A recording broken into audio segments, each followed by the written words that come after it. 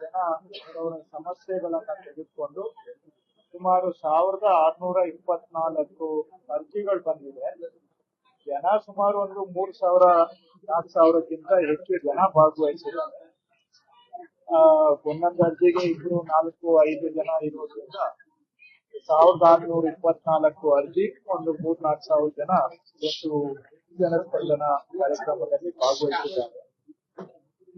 ಕೆಲವು ಪ್ರಮುಖವಾಗಿ ಅವರು ಕೇಳಿರೋದು ಜಮೀನು ದುರಸ್ತಿ ಬಗ್ಗೆ ಕೇಳಿದ್ದಾರೆ. ಹಾಸನ ಜಿಲ್ಲೆಯಲ್ಲಿ ನಾವು ಸರ್ಕಾರದಿಂದನೇ ಸ್ವಯಂ ಪ್ರೇರಿತವಾಗಿ ಅದು ರೈತರದ್ದು ಅರ್ಜಿಗೆ ಕಾಯದೆ ಕಂದಾಯ ಇಲಾಖೆ ವತಿಯಿಂದಾನೇ ಯಾರ್ಯಾರ ಹತ್ರ ಪಕ್ಕ ದಾಖಲೆಗಳಿದೆ ಅವರಿಗೆಲ್ಲ ನಾವೇ ರೈತರ ಬಾಗಿಲಿಗೆ ಹೋಗಿ ಕೋಡಿ ದುರಸ್ತನ್ನ ಮಾಡಿಕೊಡೋ ಅಭಿಯಾನವನ್ನ ಮಾಡ್ತಾ ಇದ್ದೇವೆ. ಅದರ ಪ್ರಕಾರ ಸುಮಾರು 26-27 ಸಾವಿರ ಜನ ರೈತರದ್ದು ಈ ಜಿಲ್ಲೆಯಲ್ಲಿ ಕೋಡಿ ದುರಸ್ತನ್ನ ಶೀಘ್ರವಾಗಿ ನಾವು ಮುಗಿಸ್ತೇವೆ. ಈಗ ಅದರಲ್ಲಿ ಒಂದು 15,000 ಜನದ್ದು ಈಗಾಗಲೇ ಆಗಿದೆ. ಇನ್ನೂ ಒಂದು 10,000 ಜನದ್ದು ಪ್ರಗತಿಯಲ್ಲಿದೆ. ಒಂದು 2 ತಿಂಗಳಲ್ಲಿ ಒಂದು 28,000 ಜನ ರೈತರು 50-60 ವರ್ಷ ಹಿಂದೆ ಮಂಜೂರಾದಂತಹ ಜಮೀನುಗಳಿಗೆ ಕೋಡಿ ದುರಸ್ತನ್ನ ನಾವು ಮುಗಿಸ್ತೇವೆ. ಆದರೆ ಕೆಲವು ರೈತರಿಗೆ ಮಂಜೂರಿ ದಾಖಲೆಗಳು ಇಲ್ಲ. ಅಂಥವರಿಗೆ ನಾವು ಮಿಸ್ಸಿಂಗ್ ಕಡತ ಸಮಿತಿಯನ್ನ ಮಾಡಿ ಅಲ್ಲಿ ಕನಿಷ್ಠ ಯಾರ ಹತ್ರ 2 ದಾಖಲೆ ಆದರೂ ಇದೆ, 2 ಮೂಲ ದಾಖಲೆ, ಅಂಥವುಗಳನ್ನು ಮಾಡಲಿಕ್ಕೂ ಕೂಡ ಕ್ರಮ ತಗೊಳ್ತಾ ಇದೆ. ಅದರ ಪ್ರಕಾರವೂ ಒಂದು ಅನುಕೂಲ ಆಗುತ್ತೆ. ಆದರೆ 2 ಕಡತ ಕನಿಷ್ಠ ಇಲ್ಲದೆ ಹೋದಲ್ಲಿ ನಾವು ಕೂಡ ಅದನ್ನ ಮಾಡೋದು ಕಷ್ಟ ಆಗುತ್ತೆ. ಒಟ್ಟಾರೆ ಈಗ ನಾವೇನು 1-5 ಮಾಡಿದ್ದೇವೆ.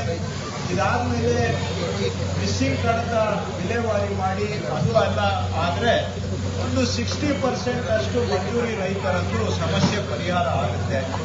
ಇದು ಸುಮಾರು 1-1.5 ಲಕ್ಷ ಜನಕ್ಕೆ ಈ ಜಿಲ್ಲೆಯಲ್ಲಿ ಅನುಕೂಲ ಆಗುತ್ತೆ ಅಂತ ನಾವು ನಿರೀಕ್ಷೆಯನ್ನು ಇಟ್ಕೊಂಡಿದ್ದೇವೆ. ಆ ಕೆಲಸ ಪ್ರಗತಿಯಲ್ಲಿದೆ. ಆದರೆ ಅದಕ್ಕೆ ಅರ್ಜಿಗಳು ಇವತ್ತು ಬಂದಿದ್ದಾವೆ. ಅವುಗಳನ್ನ ನಾವು ಎನಿವೆ ಅಭಿಯಾನದ ರೂಪದಲ್ಲಿ ನಾವು ಇದೇ ಮಾಡ್ತಾ ಇದ್ದೇವೆ.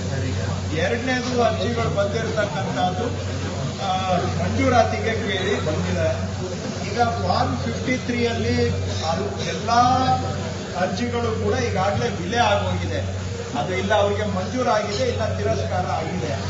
ಆದರೆ ಜನ ಅದು ಮಾಹಿತಿ ಇಲ್ಲ. ಆದರೂ ಬಂದು ನಮಗೆ ಫಾರ್ಮ್ 53ಯಲ್ಲಿ ಅರ್ಜಿ ಹಾಕಿದ್ದೀವಿ, ನಮಗೆ ಮಂಜೂರಿ ಮಾಡ್ತೀವಿ ಅಂತ ಇವತ್ತು ಅರ್ಜಿ ಕೊಟ್ಟಿದ್ದಾರೆ. ಆದರೆ ವಾಸ್ತವಾಂಶ ಏನಂದ್ರೆ ಆ ಬಹುತೇಕ 99% ಅರ್ಜಿಗಳು ಎಲ್ಲ ವಿಲೆ ಆಗೋಗಿದೆ. ಅದು ಮುಗಿದ ಅಧ್ಯಾಯ. ಏನಾದರೂ ತಪ್ಪು ವಿಲೇವಾರಿ ಆಗಿದ್ರೆ ಅದರ ವಿರುದ್ಧವಾಗಿ ಅವರು ಡಿಸಿ ಮೇಲೆ ಅಪೀಲ್ ಹಾಕೋಬೇಕು. ಕೋರ್ಟಿಂದ ನಮಗೆ ವಾಪಸ್ ಡೈರೆಕ್ಷನ್ ಬಂದ್ರೆ ರೀಕನ್ಸಿಡರ್ ಮಾಡಬಹುದು ತಪ್ಪಾಗಿ ವಿಲೆ ಆಗಿದ್ರೆ.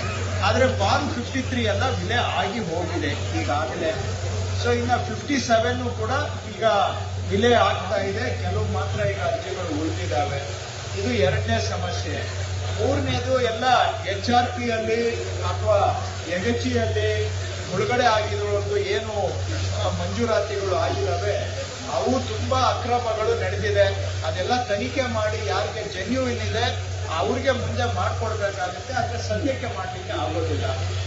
ಜೊತೆಗೆ 2017, 18, 19, 20ನೇ ಸಾಲಿನಲ್ಲಿ ಏನು ಫಾರ್ಮ್ 53 ಮಂಜೂರಾಗಿದೆ ಅವುಗಳಲ್ಲೂ ಕೂಡ ಸುಮಾರು ಒಂದು 1600 ಪ್ರಕರಣ ಈಗ ACBಯಿಂದ ತನಿಖೆ ನಡೀತಾ ಇದೆ. ಆ ತನಿಖಾ ವರದಿ ಬಂದ ಮೇಲೆ ಮಾತ್ರ ಅವ್ರದ್ದು ಕ್ರಮ ವಹಿಸಬಹುದು. ಅವರು ಇವತ್ತು ಬಂದಿದ್ದಾರೆ. 17, 18ರಲ್ಲಿ ಸಾಗುವಳಿ ಚೀಟಿ ಕೊಟ್ಟಿದ್ದಾರೆ, ಈಗ ಖಾತೆ ಮಾಡಿ ಅಂತ.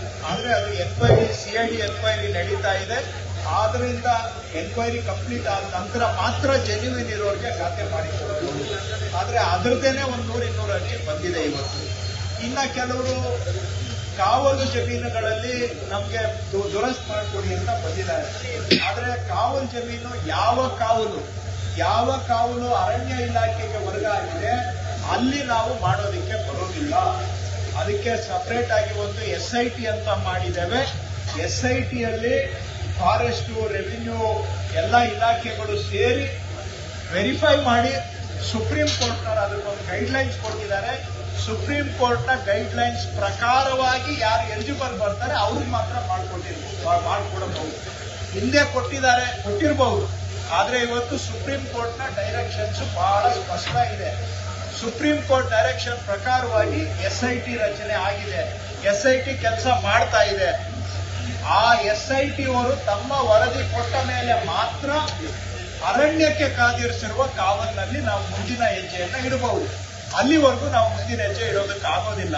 ನಾನು DC ಅವರಿಗೆ DCF ಅವರಿಗೆ ಹೇಳಿದ್ದೇನೆ, SIT ಪ್ರಕ್ರಿಯೆಯನ್ನ ಬೇಗ ಮಾಡಿ ಅದಕ್ಕೆ ಶೀಘ್ರವಾಗಿ ಅದಕ್ಕೊಂದು ಫೈನಲ್ಗೆ ತಗೊಂಡು ಬನ್ನಿ ಅಂತ ಅವರಿಗೆ ಸೂಚನೆ ಕೊಟ್ಟಿದ್ದೇನೆ.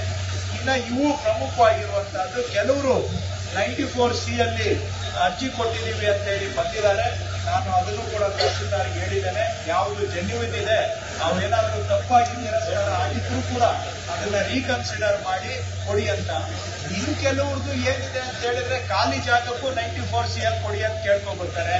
ಇವಾಗ ಹಿಂದೆ ಮನೆನೇ ಕಟ್ಟಿಲ್ಲ, ಇವಾಗ ಹೋಗಿ ಮನೆ ಕಟ್ಕೊಂಡು ಅದಕ್ಕೊಂದು ಕೊಡಿ ಅಂತ ಬರ್ತಾರೆ. ಇದು ದಿನನಿತ್ಯ ಒತ್ತುವರಿ ಮಾಡ್ತಾ ಇದ್ರೆ ದಿನನಿತ್ಯ ನಾವು ಅಕ್ರಮ ಸಕ್ರಮ ಮಾಡ್ಕೊಂಡಿರಕ್ ಆಗೋದಿಲ್ಲ.